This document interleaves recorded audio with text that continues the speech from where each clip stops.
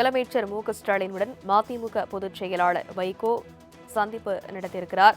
திமுக தலைமை அலுவலகமான அண்ணா அறிவாலயத்தில் இந்த சந்திப்பானது நடைபெற்று வருகிறது. அது குறித்தான அந்த அண்மை செய்தியை பார்த்து வருகிறோம். திமுக கூட்டணியில் மீண்டும் ராஜ்யசபா சீட் வழங்கப்படாததால் வைகோ அதிருப்தி என தகவல் பரவிய நிலையில் இந்த சந்திப்பானது நடந்து வருகிறது.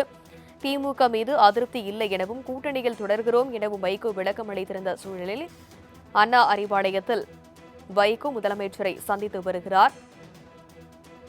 இவற்றைய மேலும் விவரங்களை எமது செய்தியாளர் செலினா விவரிக்க கேட்கலாம். வணக்கம் செலினா, செய்தி குறித்த முழுவதும். சென்னை அண்ணா அறிவாலயத்தில் முதலமைச்சர் மு.க.ஸ்டாலினை குறிப்பாக மதிமுகவின் பொதுச் செயலாளர் வைகோ தற்பொழுது சந்தித்து வருகிறார்.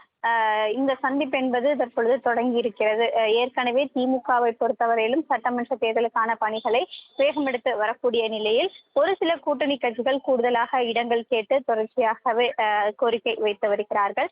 இந்த நிலையில் கடந்த நேற்று செய்தியாளர்களை சந்திக்கும் போது மதிமுக பொதுச் செயலாளர் வைகோ திமுக கூட்டணியில் தான் தற்போது வரையிலும் மதிமுக இருப்பதாகவும் எந்த சூழ்நிலையும் திமுக கூட்டணியிலிருந்து மதிமுக வெளியேறாது என்று தெரிவித்திருந்தார். அதே போல தொடர்ச்சியாக முதலமைச்சரை கலந்து பேசி வருவதாகவும் திமுக கூட்டணியில் தான் நாங்கள் இடம்பெற்றிருக்கிறோம், இன்று வரையும் அரசையும் எதிர்த்து சிறிய ஆர்ப்பாட்டம் கூட நாங்கள் செய்யவில்லை, அறிக்கை கூட கொடுக்கவில்லை, எத்தனை தொகுதிகள் வேண்டும் என்று கூட போட்டியிட வேண்டும் என்று சொல்லி கூட தற்போது வரையிலும் எதுவும் கேட்கவில்லை என்று தெரிவித்திருந்தார்.